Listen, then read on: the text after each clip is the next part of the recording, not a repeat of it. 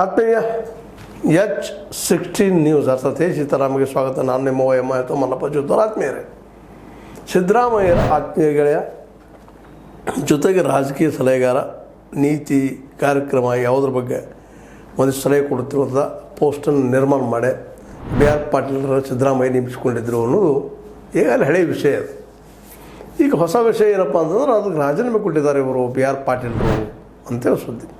ಕಲಬುರ್ಗಿ ಅವರು, ಇವ್ರ ಜೊತೆಗೆ ಬಸವರಾಜ ರೆಡ್ಡಿ ಅವರು, ಇವರೆಲ್ಲರೂ ಒಂದು ಕಾಲದಲ್ಲಿ ಒಳ್ಳೆಯ ಮಿತ್ರರು, ಇವತ್ತಿಗೂ ಮಿತ್ರರು, ಮತ್ತು ವಿಶೇಷವಾಗಿ ಒಂದಿಷ್ಟು ಲೆಫ್ಟ್ ಐಡಿಯಾಲಿಸ್ಟ್ ಅಥವಾ ಬಡತನ ಬಗ್ಗೆ, ಗಾಂಧಿವಾದದ ಬಗ್ಗೆ ಹೆಚ್ಚು ಆಸಕ್ತಿ ಉಳ್ಳಂಥವ್ರು.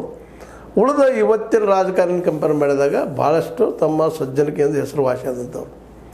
ಬಸವರಾಜ ರಾಯರೆಡ್ಡಿ ಅವರು ಸಹಿತ ಭಾಳಷ್ಟು ಯೂನಿಯನ್ ಕಡ್ಕೊಂಡು ಹೋರಾಟ ಮಾಡಿದವರು. ಬಡವರ ಸಲುವಾಗಿ ತಮ್ಮ ಒಂದಿಷ್ಟು ವಿಚಾರಗಳನ್ನ ಹೊರಹಾಕಿ ಜಾಗೃತಿ ಮೂಡಿಸೋಕ್ಕೆ ಪ್ರಯತ್ನ ಮಾಡಿದವರು.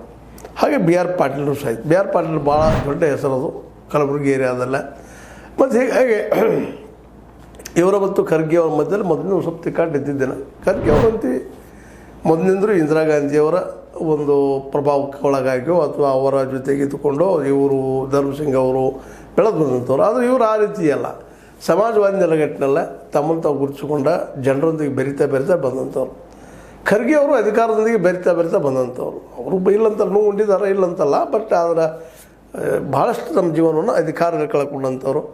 ಗೃಹ ಮಂತ್ರಿ ಆಗಿ ಮತ್ತೇನೋ ಆಗಿ ಸ್ಟೇಟ್ ಮಟ್ಟದಲ್ಲಿ ಒಂದರ ವ್ಯಕ್ತಿತ್ವ ಪಡ್ಕೊಂಡು ಇವರು ಮತ್ತು ಅದರ ನಮ್ಮ ಖರ್ಗೆ ಅವರು ಮತ್ತು ಈ ನಿಮಗೆ ಗೊತ್ತದ ಹಿಂದಿನ ನಮ್ಮ ಧರ್ಮಸಿಂಗ್ ಅವರು ಕುಡ್ಕೊಂಡು ರಾಜಕೀಯ ಮಾಡಿದಂಥವ್ರು. ಹೀಗಾಗಿ ಅಲ್ಲಿ ಒಂದಿಷ್ಟು ಏನಪ್ಪ ಅಂದ್ರೆ ವೈಚಾರಿಕ ಭಿನ್ನಾಭಿಪ್ರಾಯ ಇದ್ದಿದ್ದೇನಲ್ಲ. ಇಂಥ ಒಬ್ಬ BR ಪಾಟೀಲರು ಮೊದಲಿನಿಂದಲೂ ಸಮಾಜವಾದಿ ಇರೋದರಿಂದ ಜನತಾದಳದ ಜೊತೆಗೆ ತಮ್ಮನ್ನು ತಾವು ಗುರುತಿಸ್ಕೊಂಡಿದ್ದರಿಂದಾಗಿ ವಿಶೇಷವಾಗಿ BR ಪಾಟೀಲ್ ಮೇಲೆ ಒಂದಿಷ್ಟು ಒಲವು ಭಾಳ ಸಿದ್ದರಾಮಯ್ಯಗೆ. ಬಟ್ ಇವತ್ತಿನ ರಾಜಕೀಯ ಯಾವ ರೀತಿ ಅದ ನಿಮಗೆ ಗೊತ್ತದ. ಮೂಲ ಕಾಂಗ್ರೆಸ್ಸಿಗರು ಮತ್ತು ಹೊರಗಿನ ಸಮಾಜವಾದಿ ವಿಚಾರಧಾರೆಗಳಿಗೆ ಕೆಲವೊಮ್ಮೆ ಹೊಂದಾಣಿಕೆ ಮಾಡ್ಕೋಬೇಕಾಗ್ಯದ. ಯಾಕಂದರೆ ಎದುರಿಗೆ BJP ಎನ್ನುವಂಥ ಒಂದು ಏನಪ್ಪ ಅಂದ್ರೆ ಸಂಪ್ರದಾಯವಾದಿ ಪಕ್ಷ ಎದುರಾಳಿಯಾಗಿ ನಿಂತಾಗ ಒಂದಾಗಿ ಆಡಳಿತ ಮಾಡಲಿಕ್ಕೆ ಬಂದಂಥವ್ರು. ಅವ್ರಿಗೇನಾದರೂ ಮಂತ್ರಿ ಸ್ಥಾನ ಮತ್ತೇನೋ ಕೊಡ್ಬೋದಿತ್ತು ಅನ್ನುವಂಥ ಮಾತುಗಳು ಸಾಕಷ್ಟಿದ್ದು. ಆದರೆ ಇಲ್ಲೇ ಅನೇಕ ಬನಗಳಿದ್ದಾವೆ ಕಾಂಗ್ರೆಸ್ನಲ್ಲ. ಹೊಸದಾಗಿ ಬಂದವರು ಒಂದು ಬನ ಬೇರೆ, ಹಿಂದಿದ್ದವರು ಒಂದು ಬನ ಬೇರೆ, ಸಹಜವಾಗಿ ತಿಕ್ಕಾಡಂತೆ ಮೇಲೆ ಕಾಣಿಸ್ಕೊಳ್ತಾ ಇರ್ತದೆ. ಅದರಲ್ಲೂ DK ಶಿವಕುಮಾರ್ ಅಂತೆ ಅವ್ರು ಮೊದಲಿಂದ ಕಾಂಗ್ರೆಸ್ನಲ್ಲಿ ಇದ್ದಂಥವ್ರು. ನಮ್ಮ ಸಿದ್ದರಾಮಯ್ಯ ಅವ್ರ ಜೊತೆಗಾರರೆಲ್ಲ ಇತ್ತೀಚೆಗೆ ಬಂದಂಥವ್ರು. ಮತ್ತು ನಮ್ಮ ಬಸವರಾಜ ವಿಶೇಷವಾಗಿ ಏನಪ್ಪ ರಾಯರೆಡ್ಡಿ ಅವರಾಗಿರ್ಬೋದು ಅಥವಾ ನಮ್ಮ BR ಪಾಟೀಲರಾಗಿರ್ಬೋದು, ಒಂದು ರಾಜ್ಯ ಮಟ್ಟದಲ್ಲೇ ಒಂದು ಪಕ್ಷವನ್ನು ಕಟ್ಟುವಷ್ಟು ಮಟ್ಟಿಗೆ ಧನಬಲ ಉಳ್ಳಂಥವರಲ್ಲ. ಹೀಗಾಗಿ ಅವರು ಒಂದು ಹೋರಾಟ ಮಾಡ್ತಾ ಬಂದರು. ಒಂದು ಅಲ್ಲಲ್ಲ ಒಂದು ಸ್ವಲ್ಪ ಏನೋ ದ್ವೀಪಗಳಾಗಿ ಉಳ್ಕೊಂಡ್ಬಿಟ್ರು. ಇವತ್ತು ಆ ದ್ವೀಪಗಳು ಒಂದಾಗಿ ಏನೋ ಮಾಡಲಿಕ್ಕೆ ಹೊರಟಿದ್ದಾರೆ. ಇಂಥ ಸಂದರ್ಭದಲ್ಲಿ ಸೇಮ್ ಅವರು ಸಲಹೆಗಾರರಾಗಿ ಏನೋ ಉಳಿದಾರೆ ರಾಜಕೀಯವಾಗಿ. ಬಟ್ ನಾವು ಸರಿಯೇ ಕೇಳೋದಿಲ್ಲಲ್ಲ ಇವರು. ಯಾಕಂದ್ರೆ ಮೂಲತಃ ಇವರು ಸಾರಾಯಿ ವಿರೋಧಿ. ಆ ವಿಷಯದಲ್ಲೇ ಅಲ್ಲಲ್ಲ ಭಾಳ ಕಡೆ ಸೆರೆ ಅಂಗಡಿಗಳು ತೆಗಿ ಮುಂದೆ ಅದಕ್ಕೆ ವಿರೋಧ ಮಾಡಿ ಅದಕ್ಕೆ ಖಂಡಿಸಿದಂಥವ್ರು. ಅದು ನಮ್ಮ ಸಿದ್ದರಾಮಯ್ಯ ಸರ್ಕಾರದ ವಿರುದ್ಧನ ಅಂಥ ಒಂದು ನೀತಿಗೆ ಅಥವಾ ಒಂದು ವ್ಯವಸ್ಥೆಗೆ ಬದ್ಧಾಗಿದ್ದಂಥವ್ರು ಈ ವ್ಯಕ್ತಿ. ಹೀಗಾಗಿ ಇವರಿದ್ದಂಥವ್ರು ಇವತ್ತು ಏನಪ್ಪ ಅಂದ್ರೆ ನನಗೇನು ಕೇಳೋದಿಲ್ಲ, ಏನು ಮಾಡೋದಿಲ್ಲಪ್ಪ, ಅವರ ಡಿಸಿಷನ್ ತೊಗೊಳ್ತಾರೆ, ಅವರ ಮಾಡ್ತಾರೆ, ಮತ್ತು ಈ ಪೋಸ್ಟ್ದಾಗಿದ್ದೇನು ಮಾಡೋದು ಅಂತೇಳಿ ಪತ್ರ ಬರೆದ ನಾನು ರಾಜೀನಾಮೆ ಇದೆ ತಿಳ್ಕೊಂಬಿಟ್ರೆ ಅಂತ ಕೊಟ್ಟಿದ್ದಾರೆ. ಇದಕ್ಕೆ ಯಾವ ರೀತಿ ಸ್ಪಂದಿಸ್ತಾರೋ ಗೊತ್ತಿಲ್ಲ ಸಿದ್ದರಾಮಯ್ಯನವರು. ಆಲ್ರೆಡಿ ಸಿದ್ದರಾಮಯ್ಯನ ಮೈಸೂರಲ್ಲಿ ಹೇಳಿದ್ದಾರೆ, ಇಲ್ಲ ಪತ್ರ ನೋಡಿಲ್ಲ, ಇನ್ನೂ ಹೋಗಿ ನೋಡಿ ವಿಚಾರ ಮಾಡ್ತೀನಿ, ಅವ್ರನ್ನ ಕನ್ವಿನ್ಸ್ ಮಾಡ್ತೀನಿ ಅನ್ನೋಂಥ ಮಾತು. ಯಾಕಂದ್ರೆ ಅವ್ರಿಗೂ ಅಷ್ಟೇ ಕಷ್ಟ ಅದ. ಜೊತೆಗಾರರು, ಒಂದು ಸಿದ್ಧಾಂತ ನಂಬಿಕೊಳ್ಳಂಥವ್ರು, ರಾಜಕೀಯವನ್ನು ಒಂದು ಪವಿತ್ರ ಒಂದು ಅಂಗಪ್ಪ ಅಂತ ನೋಡೋದು ಬಂದಂಥವ್ರು, ಅಂಥವ್ರು ಬಿಟ್ಟು ಹೋಗೋದು ಹೇಗಪ್ಪ ಅನ್ನೋದು ಒಂದು ಎಲ್ಲ ಮೂಲೆಯಲ್ಲಿ ಕಾಡ್ತಾ ಇರ್ತದೆ, ಬೈಟ್ ಆಗ್ತಾ ಇರ್ತದೆ. ಆ ಕಾರಣಕ್ಕೆ ಅವರು ಮಾತಾಡ್ತಾನಂತ ಹೇಳಿದ್ದಾರೆ. ಆದರೆ ಈ ವ್ಯವಸ್ಥೆಯಲ್ಲಿ ಏನು ಮಾತಾಡ್ಲಿಕ್ಕೆ ಸಾಧ್ಯತೆ, ಏನು ಮಾಡಲಿಕ್ಕೆ ಸಾಧ್ಯದ ಅಂತೇಳಿ. ಯಾಕಂದರೆ ಕಾಂಗ್ರೆಸ್ ಸಹಿತ ಹಲವು ವಿಷಯಗಳಲ್ಲಿ ಮೊದಲಿನ ತನ್ನ ಕಾಂಗ್ರೆಸ್ಸಿನ ಗುಣಗಳನ್ನು ಬಿಡಲಿಕ್ಕೆ ಸಾಧ್ಯ ಇಲ್ಲ ಅಂತ ಅನ್ನಿಸ್ತದೆ. ಹೀಗಾಗಿ ಏನು ಮಾಡಬೇಕು, ಏನಿಲ್ಲ, ಯಾವ ರೀತಿಯಾಗಿ ಒಪ್ಪಿಸ್ಬೇಕು ಇವ್ರನ್ನ ನಮ್ಮ ಈ BR ಪಾಟೀಲರು ಅನ್ನುವಂಥದ್ದು. ಮತ್ತು ಇಲ್ಲಿ ಭಾಳ ಸ್ಪಷ್ಟವಾಗಿ ಒಂದು ಗಣತಿ ಹೇಳಿಬಿಟ್ಟಿದ್ದಾರೆ ಅವರು. ಏನಪ್ಪ ಅಂದ್ರೆ, ಮುಖ್ಯಮಂತ್ರಿ ರಾಜಕೀಯ ಸಲಹೆಗಾರನಾಗಿದ್ದರೂ ನನ್ನ ಅಭಿಪ್ರಾಯಗಳಿಗೆ ಮನ್ನಣೆ ಸಿಗುತ್ತಿಲ್ಲ. ಯಾಕಂದ್ರೆ ಹೇಳಿದಂಗೆ ನಿಮಗೆ ಸ್ಪಷ್ಟ ಹೇಳಿಬಿಟ್ಟಿದ್ದಾರೆ. ನನಗೇನು ಮನ್ನಣೆ ಇಲ್ಲ ಅಲ್ರಿ, ನಾನು ಹೇಳಿದ್ದು ಏನೂ ಕೇಳೋದು ಇಲ್ಲ, ಮತ್ತು ನಾನು ಅಲ್ಲಿದ್ದು ಏನು ಮಾಡೋದು. ಹೀಗಾಗಿ ಈ ಹುದ್ದೆಯಿಂದ ದೂರ ಉಳಿಯುವುದೇ ಉತ್ತಮ ಎಂದು ರಾಜೀನಾಮೆ ಕೊಟ್ಟಿದ್ದೇನೆ ಅಂತೇಳಿ ಸ್ಟೇಟ್ಮೆಂಟ್ ಕೊಟ್ಟಿದ್ದಾರೆ. ಈಗ ಈ ನೆಲೆಯಲ್ಲೇ ಈ ಮತ್ತೆ ಮರಳಿ ಬರ್ತಾರೆ BR ಪಾಟೀಲ್ ಈ ಒಂದು ಕಾಂಗ್ರೆಸ್ಸಿನ ಆಡಳಿತ ಸರ್ಕಾರದಲ್ಲಿ ಅಂತೇಳಿ. ಯಾಕಪ್ಪ ಅಂತಂದ್ರೆ ಹೀಗಾಗಿ ವಿಶೇಷವಾಗಿ ಬಿ ಆರ್ ಪಾಟೀಲ್ರಿಗೆ ಒಂದು ನಿರಾಸೆ ಆಗ್ಯದ. ಅದಕ್ಕೆ ಸುಮ್ಮನೆ ಅವ್ರ ಜೊತೆಗೆ ಇರೋಗಿಂದ್ರು ಹೊರಗೆ ಹೋಗಿಬಿಡೋದು ಭಾಳ ಉತ್ತಮ ಅಂತೇಳಿ ಡಿಸಿಷನ್ಗೆ ಬಂದಂಗೆ ಕಾಣ್ತದೆ.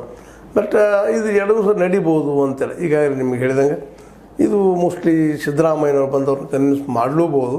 ಬಟ್ ಈ ಬಿ ಆರ್ ಪಾಟೀಲರ ಕನಸಿನಂತೆ ರಾಜಕೀಯ ಇವತ್ತು ಮಾಡಲಿಕ್ಕೆ ಸಾಧ್ಯ ಇದೆ ಅನ್ನೋಂಥ ಒಂದು ದೊಡ್ಡ ಪ್ರಶ್ನೆ ಅದ. ಯಾಕಪ್ಪ ಅಂತಂದ್ರೆ ಇವತ್ತು ಸಾರಾಯಿ ಬ್ಯಾನ್ ಮಾಡಲಿಕ್ಕೆ ಆಗೋದಿಲ್ಲ. ಎಲ್ಲರೂ ಅದರಲ್ಲೂ ಕರ್ನಾಟಕ ಸರ್ಕಾರ ಆಗಿರ್ಬೋದು, ಯಾವುದೇ ಸರ್ಕಾರ ಬಂದರೂ ಆ ದುಡ್ಡು ಬರೆದಿದ್ದನ್ನು ಹೆಂಗೆ ನಡೆಸ್ಲಿಕ್ಕೆ ಸಾಧ್ಯ ಇದೆ ಟ್ಯಾಕ್ಸ ಅನ್ನೋಂಥ ಮಾತು ನಾವು ಕೇಳ್ತಾ ಇದ್ದೀವಿ.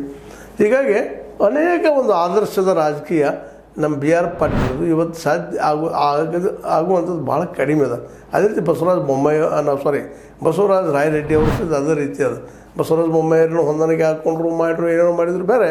ಬಟ್ ಕೆಲವೊಂದು ವಿಷಯದಲ್ಲೇ ಮನುಷ್ಯನ ಕಾಡ್ತಾ ಇರ್ತದೆ ಒಬ್ಬ ರಾಜಕಾರಣಿ. ಅದರಲ್ಲೂ ಮುಖ್ಯವಾಗಿ ಬಿ ಆರ್ ಪಾಟೀಲ್ ಅಂತ ಒಂದಿಷ್ಟು ಏನೋ ಆದರ್ಶ ಇಟ್ಕೊಂಡು ಬಂದಂಥವ್ರು ಇವತ್ತು ಹೇಗಪ್ಪ ಸರ್ವೇ ಆಗೋದಂತ ಒಂದು ಈಗ ನಿಮ್ಗೆ ಹೇಳಿದ್ನಲ್ಲ, ಇವರು ಒಂದು ರಾಜ್ಯ ಮಟ್ಟದಲ್ಲಿ ದೊಡ್ಡ ಪ್ರಮಾಣದ ದುಡ್ಡು ಹೂಡಿಕೆ ಮಾಡುವಂಥ ವ್ಯಕ್ತಿ ಅಲ್ಲ. ಇವ್ರ ದುಡ್ಡು ಆ ಪ್ರಮಾಣದಲ್ಲಿ ಸಿಗಲಿಕ್ಕಿಲ್ಲ ಅನ್ನುವಂಥ ಮಾತುಗಳು ಕೇಳಿ ಬರ್ತಾ ಇದ್ದಾವೆ.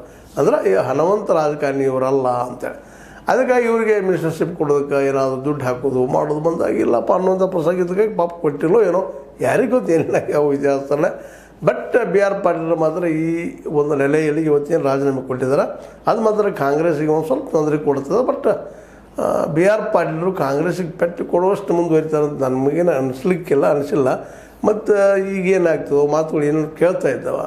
ಒಂದಿಷ್ಟು ಇವರ ಮಾತುಗಳು, ಇವರ ಏನಪ್ಪ ಅಂತಂದ್ರೆ ಒಂದು ವಿರೋಧಗಳು ಭಾಳಷ್ಟು ಪಕ್ಷದಲ್ಲೇ ಏರಿಳಿತಗಳನ್ನು ಉಂಟು ಮಾಡೋ ಸಾಧ್ಯತೆಗಳಿದ್ದಾವೆ ಅಂತ ಹೇಳ್ತಾ ಇದ್ದಾರೆ. ಬಟ್ ಒಂದು ಏನಪ್ಪ ಅಂದ್ರೆ ಇವರು ರಾಜೀನಾಮೆ ಕೊಟ್ಟು ಸ್ವಲ್ಪ ದೂರ ನಿಂತು ನೋಡ್ಬೋದು ವಿನ ಪಾರ್ಟಿನ ಹೊಡೆದ ಛಿದ್ರ ಮಾಡ್ತಾರೆ ಅನ್ನೋಂಥದ್ದು ಮಾತ್ರ ಕಡಿಮೆ ಮಾತು.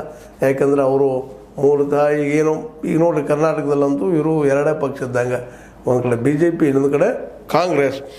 ಮತ್ತು ಅವ್ರ ಮೂಲ ಸಮಾಜವಾದಿ ಪಕ್ಷ ಅಂತ ಹೆಚ್ಚು ಕಡಿಮೆ ಇದರಲ್ಲಿ ಮರ್ಜ್ ಆದಂಗೆ ಆಗಿ ಹೋಗ್ಬಿಟ್ಟದ. ಅದಕ್ಕಾಗಿ ಅವರು ಇದನ್ನು ಒಂದು ಸ್ವಲ್ಪ ಸಹಜವಾಗಿ ತೊಗೊಳ್ಬಹುದು ಅಂತೇಳಿ. ಮತ್ತು ಅದೇ ಕಾಲಕ್ಕೆ ನಮ್ಮ ಇವರು ಸಿದ್ದರಾಮಯ್ಯನವರ ಸಹಿತ ಅವರನ್ನು ವಿಶ್ವಾಸ ತೆಗೆದುಕೊಂಡು ಅವರಿಂದ ಒಳ್ಳೆಯ ಸಲಹೆ ಸೂಚನೆ ತೆಗೆದುಕೊಂಡು ಒಂದು ಪ್ರಾಮಾಣಿಕ ಆಡಳಿತ ಕೊಡೋದಕ್ಕೆ ಪ್ರಯತ್ನ ಮಾಡೋದಂತೆ ಭಾಳ ಉತ್ತಮ ಅಂತ ಒಂದು ಮಾತು. ಅದನ್ನು ಅವ್ರು ಎಷ್ಟು ಮಟ್ಟಿಗೆ ಮಾಡ್ತಾರೋ ಬಿಡ್ತಾರೋ. ಬಟ್ ಬಿ ಆರ್ ಪಾಟೀಲ್ ಮಾತ್ರ ಒಂದು ರಾಜೀನಾಮೆ ಕೊಟ್ಟು ವಿಶೇಷವಾಗಿ ಏನಪ್ಪ ಅಂತಂದ್ರೆ ತಮ್ಮನ್ನು ತಾವ ತಮ್ಮನ್ನು ತಾವ ಗುರುತಿಸಿಕೊಳ್ಳುವಂಥ ಒಂದು ಯೋಚನೆ ಒಳ್ಳೆಯದ. ಮತ್ತು ಅದ್ರ ಜೊತೆಗೆ ಇನ್ನೊಂದು ಏನಪ್ಪ ಅಂತಂದ್ರೆ ಅವ್ರಿಗೆ ಇನ್ನೊಂದು ಅಸಮಾಧಾನ ಆಗಿರ್ತದೆ. ಅಂದರೆ ಯಾವುದೇ ಒಂದು ಮಸೂದೆ ಒಂದು ಚರ್ಚೆಯಿಂದ ಮುಂದೆ ಹೋಗಬಾರ್ದು. ಒಂದು ಮುಖ್ಯವಾದ ಮಸೂದೆಗಳು ಅವು ಚರ್ಚೆನ ಆಗುವುದಿಲ್ಲ, ನಮ್ಮ ತಗೊಳ್ಳೋದಿಲ್ಲ, ನಮ್ಮ ಅಭಿಪ್ರಾಯ ಕೇಳೋದಿಲ್ಲ ಅನ್ನುವಂಥ ಮಾತದ. ಶಾಸಕಾಂಗ ಸಭೆ ಯಾವಾಗಲೂ ಏಕಮುಖವಾಗಿರುತ್ತಿತ್ತು. ಮುಖ್ಯಮಂತ್ರಿ ಸಚಿವರು ಮಾತನಾಡುತ್ತಾರೆ ಹೊರತು ಶಾಸಕರಿಗೆ ತಮ್ಮ ಅಭಿಪ್ರಾಯ ಹಂಚಿಕೊಳ್ಳಲು ಅವಕಾಶ ಆಗುತ್ತಿರಲಿಲ್ಲ. ಅಂದರೆ ಈ ಡಿಸಿಷನ್ಗೆ ಬರೋಕೆ ಏನು ಕಾರಣ ಅಂದ್ರೆ ಶಾಸಕರ ಮಾತು ಕೇಳುವುದಿಲ್ಲ ಅನ್ನೋದು ಒಂದು ಆರೋಪದ ಅವ್ರಿಗೆ. ಏನಿದ್ರು ಅವ್ರು ಸಚಿವರು ಕೇಳೋದು ಅದಕ್ಕೆ ಅದ್ರ ಪ್ರಕಾರ ಹೋಗಿಬಿಡೋದು. ಮತ್ತು ಇವಾಗ ಸಚಿವರು ಅಂದರೆ ಹೆಂಗಿದ್ದಾರಪ್ಪ ಅಂದರೆ ಎಲ್ಲರೂ ಸ್ವಲ್ಪ ಆರ್ಥಿಕವಾಗಿ ಬದ್ಧರಿದ್ದಂಥವ್ರು, ಸರ್ಕಾರ ನಡೆಸ್ಕೊಂಡು ಹೋಗುವಂಥ ಜನ ಅದ್ರಲ್ಲಿ ಭಾಳಷ್ಟು ಇದ್ದಾರೆ. ಮತ್ತು ಅವ್ರನ್ನ ಮಾತಿನಲ್ಲಿ ಕೇಳುವಂಥದ್ದು ಮತ್ತು ಶಾಸಕರ ಮಾತು ಕೇಳುವುದಿಲ್ಲ ಅಂತ ಇನ್ನೊಂದು ಆರೋಪ, ಗಂಭೀರವಾದ ಆರೋಪನ ಇದು, ಅದನ್ನು ಮಾಡ್ತಾಯಿದ್ದಾರೆ. ಹೀಗಾಗಿ ಸಿದ್ದರಾಮಯ್ಯನವರು ಇವತ್ತು ಏನಪ್ಪ ಅಂದರೆ ಈ ವಿಷಯದಲ್ಲೇ ಶಾಸಕರ ಜೊತೆಗೆ ಮಾತಾಡೋದಾಗಿರ್ಬೋದು ಅಥವಾ ಇನ್ನುಳಿದವ್ರ ವಿಚಾರಗಳಾಗಿರ್ಬೋದು ಇವುಗಳ ಕುರಿತಾಗಿ ಬಿ ಆರ್ ಪಾಟೀಲ್ ಜೊತೆಗೆ ಮಾತಾಡಿ ಒಂದು ಪರಿಹಾರ ಕಂಡುಕೊಳ್ಬೇಕಾಗಿದ್ದು ಅನಿವಾರ್ಯ ಅಂತ ಅನ್ನಿಸ್ತಾ ಇದೆ. ಆದರೆ ಸಿದ್ದರಾಮಯ್ಯನವರು ಯಾವ ರೀತಿಯಾಗಿ ಈ ಒಂದು ಸಲಹೆಯನ್ನು ಅಥವಾ ಈ ಒಂದು ರಾಜೀನಾಮೆಯನ್ನು ಸ್ವೀಕಾರ ಮಾಡ್ತಾರ ಅಂತ ವಿಚಾರ ಮಾಡೋಕ್ಕಿಂತಲೂ ಸಿದ್ದರಾಮಯ್ಯನವ್ರಿಗಿಂತ ಬಿ ಆರ್ ಪಾಟೀಲರ ಬಿಟ್ಟು ಕೊಡಲಿಕ್ಕಿಲ್ಲ ಅನ್ನೋ ಮಾತುಗಳಿದ್ದಾವೆ. ಯಾಕಂತಂದ್ರೆ ಬಿ ಆರ್ ಪಾಟೀಲರ ಗೆಳೆತನ ಮತ್ತು ರಾಯರೆಡ್ಡಿ ಅವ್ರ ಗೆಳೆತನ ಇವೆಲ್ಲ ಹಳೆಯ ಸಮಾಜವಾದಿಗಳು. ಜೊತೆಗೆ ಇವತ್ತು ಒಂದೆಲ್ಲೋ ಮೂಲೆಯಲ್ಲಿ ಇರ್ತದೆ ಅವ್ರವ್ರ ಬಗ್ಗೆ ಒಳ್ಳೆಯ ಅಭಿಪ್ರಾಯ, ಆ ಒಳ್ಳೆಯ ಅಭಿಪ್ರಾಯ ಅವ್ರನ್ನ ಉಳಿಸ್ಕೋಬಹುದು ಅಂತೇಳಿ. ಏನೋ ಆಗಲಿ ಬಿ ಆರ್ ಪಾಟೀಲರು ಮಾತ್ರ ಈ ಸಂದರ್ಭದಲ್ಲಿ ರಾಜೀನಾಮೆ ಕೊಟ್ಟಿದ್ದು ಒಂದಿಷ್ಟು ನಮ್ಮ ಸಿದ್ದರಾಮಯ್ಯರಿಗೆ ಇರಿಸ್ಮುರಿಸ ಆಗ್ಬೋದು. ಬಟ್ ಅವ್ರು ಕೇಳುವಂಥ ಪ್ರಶ್ನೆಗಳಿಗೆ ಉತ್ತರಿಸಬೇಕಾಗಿದ್ದು ಮತ್ತು ಅದನ್ನು ಸಾಲ್ವ್ ಮಾಡಬೇಕಾಗಿದ್ದು ಈ CM ಅವ್ರ ಕರ್ತವ್ಯ ಅಂತ ಹೇಳ್ತಾ ಈ ಒಂದು ಸಲಹೆಗಾರ ಬಿ ಆರ್ ಪಾಟೀಲರ ಒಂದು ರಾಜೀನಾಮೆ ಕುರಿತು ನಿಮಗೇನು ಅನ್ನಿಸ್ತದ? ಸರಿನೋ ತಪ್ಪು? ಸರಿ ಅನ್ರಿ, ತಪ್ಪನ್ರಿ. ಆದರೆ ಲೈಕ್ ಮಾಡಿರಿ ಅಥವಾ ಡಿಸ್ಲೈಕ್ ಮಾಡಿ ನೋಡ್ತಾ ಇರಿ, ಮಾತಾಡ್ತಾ ಇರಿ ಅಂತ ಹೇಳ್ತಾ H16 ನ್ಯೂಸ್ ಅರ್ಥಾತ್ ಹೇ ಸೀತಾರಾಮ್ ಇದು ಸತ್ಯದ ಕೈಕಂಡಿ ವಂದನೆಗಳು.